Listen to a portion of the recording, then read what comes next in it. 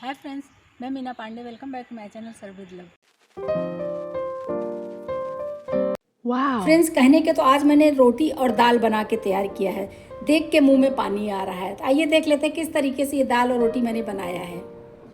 Friends, आज की recipe बहुत ही लाजवाब बनने वाली है। सिंपल सी दाल है, लेकिन ये सिंपल सी दाल को कितना ऑथेंटिक और कितना टेस्टी बनाएंगे वो देखने लायक है। वीडियो में पीली वाली दाल ले लिया है, तो आप अपने हिसाब से क्वांटिटी ले सकते हो। मैंने ये चटनी वाली कटोरी ली क्योंकि तीनों दाल मिला के इसको मुझे बनाना है। और इधर मैंने अरहर दाल ले लिया, तूर दाल, और ये पिंक वाला मसूर दाल होता है। आप सभी को पता है, ऐसा नहीं कि आप लोग अनजान हैं। तो पीली जो मूंग दाल है और मसूर दाल, इसको तो हमें बराबर बराबर लेना है, लेकिन जो अरहर दाल है ना, इसको हमें थोड़ा सा कम लेना है। तो देख रहे हैं ना, अगर कटोरियाँ आप देख रहे होंगे तो ये येलो दाल और ये पिंक दाल, ये दोनों दाल बराबर है और ये थोड़ी सी कम है। बस यही क्वांटिटी हमें लेना है। इसको हमें कम से कम 2 घंटे के लिए भिगाना है। तो उसके लिए मैंने एक ये बाउल ले लिया है, इसी में मैं ये दालें डाल दे रही हूँ। आप चाहे तो अलग अलग भी भिगा सकते हो, लेकिन मैं एक साथ में भिगा दे रही हूँ। उबालना तो एक साथ में ही है ना। तो पानी डाल के अच्छे तरीके से रगड़ रगड़ के इसको मैं धो दूंगी, ताकि इसके ऊपर जो डस्ट हो ना, वो डस्ट निकल जाए। इसको अच्छे तरीके से रगड़ के 3-4 पानी नल के नीचे ले जाके अच्छे से इसको धो देती हूँ। जैसे ये ऊपर देख रहे हैं डस्ट वाला पानी है ना, तो जब तक ये क्लीन नहीं हो जाता, तो 3-4 पानी धो दूंगी तो अच्छे तरीके से पानी क्लीन आएगा। ये पानी मैं निकाल देती हूँ। इसी तरीके से 2-3 पानी और धो लेती हूँ। ये देखिए 3-4 पानी मैंने अच्छे से इसको धो दिया है। अभी इसी में मैं पानी डाल के भिगाऊंगी। तो पानी डाल रही हूँ, फिर देखिए ऊपर जो पानी आएगा ना, वो डस्ट वाला बिल्कुल भी नहीं आएगा। ये देखिए दाल को धो के पानी डाल के रख दिया है। ऐसे कवर करके इसको मैं 2 घंटे के लिए साइड में छोड़ देती हूँ। 2 घंटे जब फूल जाएगा ना, तो दाल हमारी अच्छे तरीके से बनेगी। ये दाल मेरा 2 घंटे अच्छे तरीके से फूल गया है और देख रहे हैं ना कितने बड़े बड़े हो गया है। जैसा कि मैंने शुरू में ही बताया था कि आप चाहिए तो दाल को अलग अलग भिगा सकते हो। इसका पानी मैं निकाल देती हूँ। तो दाल का पानी निकाल के दाल लेके मैं आ गई, और पास से अगर आप देखेंगे ना, तो दाल अच्छे तरीके से फूला हुआ है। कितने बड़े बड़े दाल हो गए हैं। तो अभी मैंने एक कुकर ले लिया है, इसी में सारी दालें मैं डाल दे रही हूँ। इसी दाल में पानी डाल देती हूँ। अब आप बोलेंगे जैसे नॉर्मल दाल बनता वैसी दाल बनाएंगे, लेकिन वैसी दाल नहीं बनेगी फ्रेंड्स। वीडियो में बने रहिए और देखते रहिए। तो पानी तो इसमें मैंने डाल दिया। अभी इसका लीड वगैरह नहीं बंद करूँगी, इसमें हल्दी नमक नहीं डालूंगी। इसको ऐसे रख देती हूँ गैस पे। अभी दाल के ऊपर मैं कुकर का लीड नहीं लगाऊंगी, लेकिन इसको मैं ऐसे रख दे रही हूँ। इसमें एक उबाल आने देती हूँ। कुकर के ऊपर से ढक्कन हटा देती हूँ, इसका कवर हटा देती हूँ। देख रहे हैं ना, दाल में जो ये फेन फेन सा आ रहा है ना, इसको हमें निकालना है। ये दाल में जो ये फेन आता है ना, यूरिक एसिड का ये सबसे बड़ा स्रोत होता है। मतलब इसकी वजह से बहुत सारी बीमारियां हो जाती हैं। तो इसको मैं निकाल दूंगी। इसीलिए मैंने दाल में पानी थोड़ा ज़्यादा ही डाला था। ये जो है ये इस तरीके से निकल जाएगा। ये जो वाइट वाइट झाग है ना, सारा झाग हमें ऐसे निकाल लेना है। ये देखिए जितना पॉसिबल हो सका उतना वाइट वाला जो फेन था ना, मैंने सारा निकाल लिया है। मैं अभी आपको दिखाती हूँ। ये देखिए ये बाउल में मैंने निकाला है। ये वेस्ट होता है, इससे बहुत सारी बीमारियाँ हो जाती हैं। इसको मैं फेंक देती हूँ। अब इसी में 1 टीस्पून हल्दी पाउडर डाल रही हूँ। 2 पिंच के जितना लाल मिर्ची पाउडर डाल रही हूँ, कश्मीरी लाल मिर्च डाल रही हूँ। दाल में 1 टीस्पून नमक डाल देती हूँ। बाद में नमक टेस्ट करके फिर बैलेंस कर दूंगी, क्योंकि दाल में नमक डालेंगे तो दाल थोड़ा जल्दी पक जाता है। तो इसके लिए मैंने 1 टीस्पून नमक डाल दिया है। 1 टीस्पून इसी में घी डाल रही हूँ। मैंने घी डाला है, आप तेल घी कुछ भी डाल सकते हो। इससे कहते हैं कि कुकर में बाहर नहीं निकलता है। बस कुकर बंद कर देती हूँ और इसका विसल लगा देती हूँ। गैस को मीडियम पे कर दिया है। 1 सीटी आ जाएगी, 3 से 4 मिनट पका लूँगी, क्योंकि दाल मेरी फूली हुई है ना, तो इसको ज़्यादा टाइम नहीं लगेगा पकने में। 3 से 4 मिनट में दाल मेरी पक के तैयार हो जाएगी। उसके बाद गैस बंद कर दूँगी। जब कुकर ठंडा हो जाएगा फिर ओपन करके दिखाती हूँ आपको। तब तक बाकी की तैयारियाँ कर लेते हैं। दाल तो उबलने के लिए रख दिया, लेकिन उसमें तड़का डलता है। तो तड़के के लिए मैंने 4 मीडियम साइज़ के प्याज ले लिए, 2 टमाटर ले लिए, थोड़ा सा अदरक ले लिया, 2 हरी मिर्ची लिया है, इधर लहसुन ले लिया है, थोड़ा करी पत्ता लूँगी, धनिया पत्ती लूँगी। लेकिन अभी इसको मैं साइड कर देती हूँ। दाल के साथ खाने के लिए एक रोटी बनाती हूँ, जो कि तिक्कड़ रोटी के नाम से जानी जाती है। रोटी के लिए मैं आटा तैयार कर लेती हूँ। अभी इसको कर देती हूँ साइड में। मैंने 1 कप गेहूँ का आटा लिया है। तो फ्रेंड्स, इस रोटी के लिए जो आटा होता है ना, आटा मोटा वाला चाहिए होता है, दरदरा वाला। तो आजकल दरदरा आटा कहाँ ही मिलता है, चाहे चक्की से लीजिए या पैकेट वाला आटा लीजिए। तो 1 कप गेहूं के आटे में मैं 2 टेबल स्पून बारीक वाली सूजी डाल रही हूँ। इससे आटा हमारा मोटा हो जाएगा। ये आटा हमारा हल्का सा दरदरा मोटा सा दिखने लगा है। 1/2 टीस्पून हल्दी पाउडर डालूंगी इस कलर के लिए। 1/4 टीस्पून काश्मीरी लाल मिर्च पाउडर डाल रही हूँ। 1 टीस्पून जीरा डालूंगी। 1 टीस्पून अजवाइन ले लिया, हाथ में लेके एक क्रश करके डालूंगी। टेस्ट के अकॉर्डिंग नमक डाल देती हूँ। 1 टीस्पून रिफाइंड ऑयल डाल रही हूँ।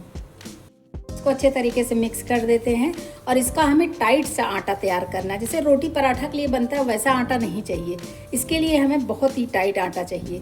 जैसे कुकीज़ वगैरह बनाते हैं ना, उस तरीके का आटा चाहिए। तो थोड़ा थोड़ा पानी डाल के इसका मैं आटा तैयार कर लूँगी, लेकिन कुकीज़ के जैसा ही आटा इसका चाहिए हमें, मगर बहुत थोड़ा थोड़ा पानी डाल के इसका आटा मैं तैयार कर लूँगी।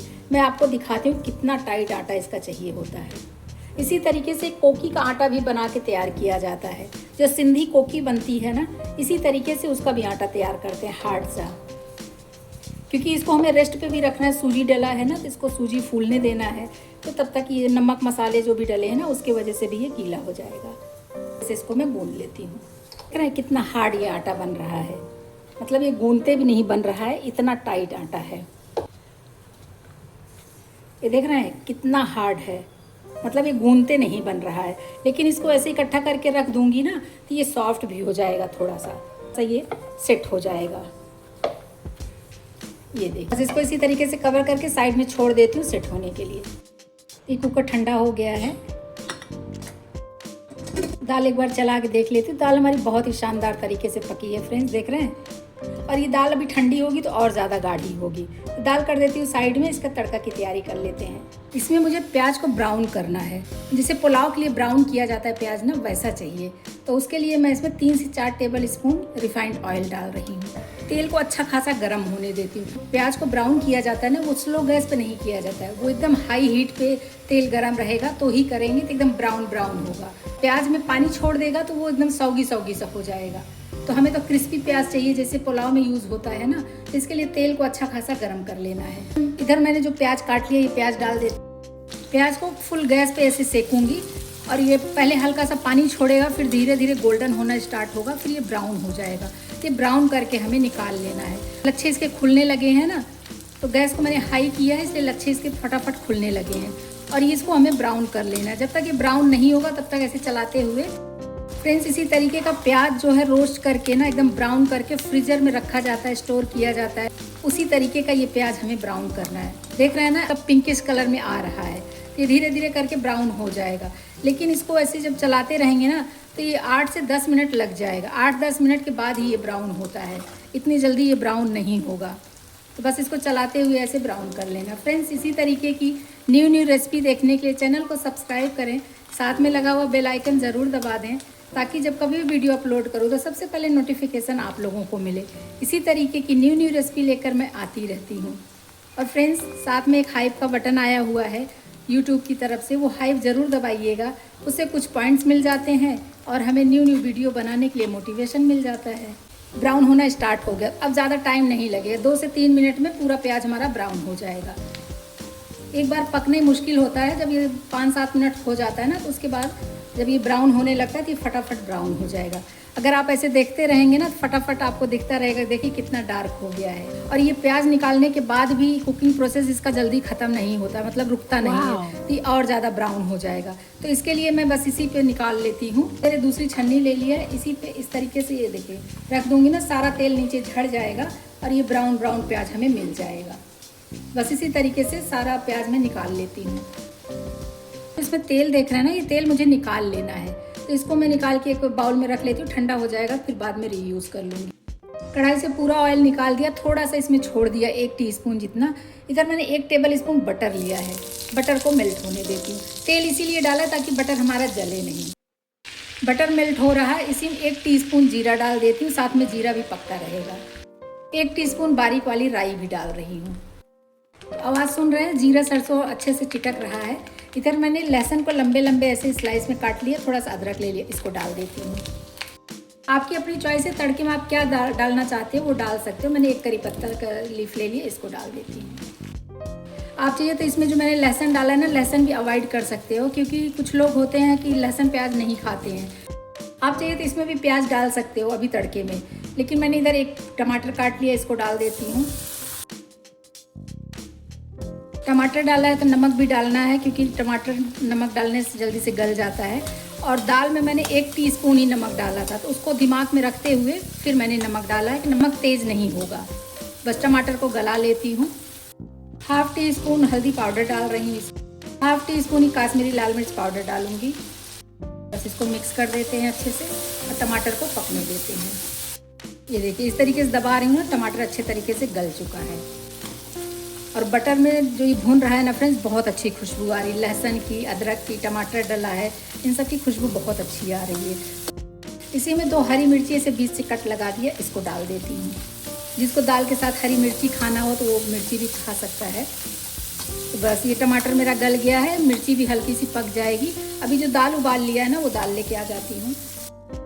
ये देखिए ये दाल डाल देख रहे हैं कितनी गाढ़ी दाल हो गई है। दाल तो अभी से देख के मुंह में पानी आ रहा है, इतनी टेस्टी लग रही है ना कि क्या ही बताऊं।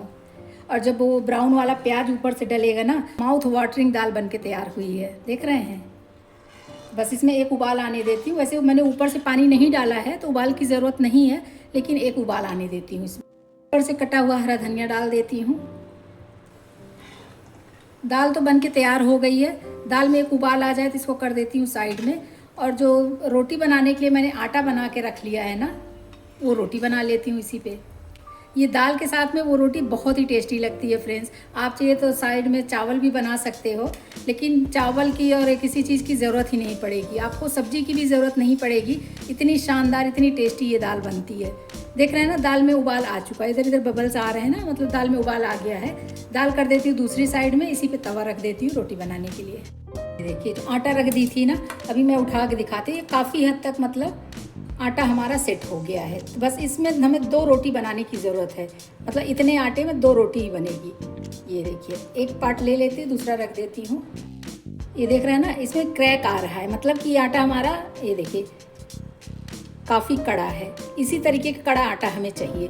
तो हमें क्या करना है, ये देखिए इस तरीके से इसे फोल्ड कर लेंगे ना, तो इधर देखिए इसे सॉफ्ट हो जाता है ना, तो बस इसको ऐसे फोल्ड कर लेना है। तो अभी इसमें आटा नहीं लगाऊंगी, अभी इसको ऐसे हल्का सा बेल लेती हूँ, बेल के आपको दिखाती हूँ। ये देख रहे हैं ना कितना हार्ड है कि ये बेलन में भी चिपक नहीं रहा है, अच्छे से ये बेलते बन रहा है। रोटी ऊपर से क्रिस्पी रहे और अंदर से सॉफ्ट रहे, उसके लिए हमें क्या करना है, 1 टीस्पून घी इसी में ऐसे डाल दे रही हूँ, इसे फैला देती हूँ डाल के। और अभी हमें जैसे ये देखिए, जैसे पराठे वगैरह उठा के ऐसे रोल कर लेते हैं ना, स्टफ़ कर देते हैं, बस इस तरीके से हमें ऐसे हल्का सा आटा डस्ट करके इसको हमें बेल लेना है। तो हल्का सा आटा डस्ट कर लेती हूँ, या फिर ऊपर से ऐसे थोड़ा सा ऊपर से आटा डाल दूँगी, क्योंकि इसमें बहुत ही हार्ड है ना, तो इसमें हमें आटा नहीं लगाएंगे तो भी बेलते बनेगा। बस इसको हल्के हाथ ऐसे बेल लेते हैं।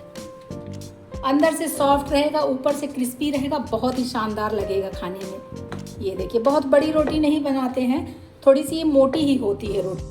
इसको आप तिक्कड़ रोटी बोल सकते हो, या फिर इसको आप कोकी रोटी भी बोल सकते हो। ये देखिए बस इतने बड़ा बड़ा मैं बेल के बनाऊंगी, देख रहे हैं। आइए सेकने के प्रोसेस में चलते हैं। इसी तरीके से दूसरा भी बेल लूँगी मैं। गैस जला के तवा रख दिया है और तवा मेरा गर्म हो गया। तो ये जो रोटी बेल ली हूँ ना, इसको इसी पे डाल देती हूँ। एक बार इसको पलट के देख लेती हूँ। ये देखिए, देख रहे हैं ना, ब्राउन स्पॉट्स पड़ना स्टार्ट हो गया। दोनों तरफ से सेक लेती हूँ। आपको चाहिए तो इसी पे आप घी तेल लगा के सेक के, मतलब जैसे पराठा सेकते हैं उस तरीके से सेक लीजिए। लेकिन एक पराठा तो मैं इस पे सेक के आपको दिखाऊंगी, और दूसरा मैं गैस पे दिखाऊंगी कि जैसे चूल्हे वगैरह में सेकते हैं ना, उस तरीके से सेकूंगी। ये देखिए ऐसे हाथ से भी ऐसे घुमा सकते हैं। ये देखिए जैसा कि ये खिसक तो रहा ही है ना, तो इसको मैं पलट के एक बार चेक कर लेती हूँ। ये देख रहे हैं ना, इसमें ब्राउन स्पॉट्स पड़ गए हैं। तो आपको चाहिए तो आप इसी तवे पे सेक लीजिए, या फिर मैं आपको इस पे गैस पे भी सेक के दिखाती हूँ। तवा हटा लेती हूँ और इधर बस इसी पे ऐसे रख के, और इसको हमें उलट पलट के सेक लेना है। तो बिल्कुल वही वाला टेस्ट आएगा जो चूल्हे पे बनता है ना, उस तरीके से। लेकिन इसमें एक ही प्रॉब्लम होता है कि जो इसमें रॉड निशान है ना, वो निशान रोटी में आ जाता है, तो देखने में बहुत अच्छा नहीं लगता है। लेकिन इस तरीके से अगर उठा के हम सेकेंगे ना, तो बहुत अच्छे तरीके से ये सीखेगा। और इसको गोल्डन क्रिस्पी करके सेक लेंगे। तो थोड़ा सा ऐसे उठाती बैठाती रहूँगी ना, तो अच्छे से सिकता रहेगा। और गैस को मीडियम पे ही रखना है, बहुत हाई नहीं रखना है, नहीं तो ऊपर से तो कलर आ जाएगा मगर अंदर से ये पकेगा नहीं। तो पकाना भी ज़रूरी है। ये देखिए ऐसे उलट पलट के इसको हम दोनों तरफ से सेक लेंगे। ये देख रहे हैं ना, जो निशान की बात कर रही थी, ये निशान पड़ रहा है, तो इसीलिए मैं इसमें नहीं प्रेफर करती ज़्यादा सेकना, लेकिन बस ऐसे चिमटे से पकड़ पकड़ के मैं सेक लेती हूँ। गैस को कम और तेज़ करते रहेंगे, स्लो और हाई करते रहेंगे, जैसे आपको सेकना हो। ये ऐसे साइड साइड भी दिखा देंगे ना, तो साइड से भी सिकता रहेगा अच्छे से। ये देखिए, बस इसी तरीके से ये सिकेगी। रोटी देख के गांव की याद आ गई ना, कि ऐसे पहले बनता था। हमारी दादी नानी इसी तरीके से रोटियां बनाती थी। ये देखिए, ये रोटी सिक गई है, इसको हटा लेती हूँ और दूसरी रोटी मैं तवे पे ही सेक के आपको दिखाती हूँ किस तरीके से सेकेंगे। ये दूसरी रोटी भी लेके आ गई, इसी पे से डाल देती हूँ। रोटी जो सेक लिया ना, इसी पे ऊपर से घी लगा दे रही हूँ। अगर आपको घी नहीं पसंद है, नहीं लगाना है तो कोई बात नहीं, लेकिन बहुत ही शानदार बनती है फ्रेंड्स। इसको ऐसे पकड़ के ऐसे दबा दीजिए। ये देखिए, जैसे चूर चूर नान होता है ना, उस तरीके से ये बन गया है। तो इसी तरीके से दूसरी रोटी भी सेक लेती हूँ तवे पे। इसको भी पलट देती हूँ। ये देखिए, दोनों तरफ से उलट पलट दूंगी, उसके बाद घी लगा के सेकूंगी। तो इसको मैं तवे पे ही सेक के आपको दिखाती हूँ। ये देखिए, ये भी ऐसे खिसक रही है ना, तो इसको भी मैं चेक कर लेती हूँ। ये देखिए, ब्राउन स्पॉट्स पड़ गए हैं। अभी रोटी को उलट कर दिया है और इसी पे मैं घी डाल दे रही हूँ। जैसे नॉर्मल रोटी पराठा सेकते हैं ना, उसी तरीके से इसको सेकेंगे। बस घी डाल के ऐसे फैला दिया है पूरे रोटी।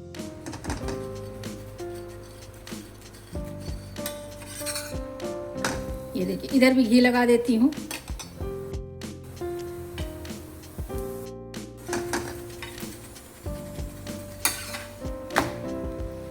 ऐसे दबा के चारों तरफ से सेक लेंगे।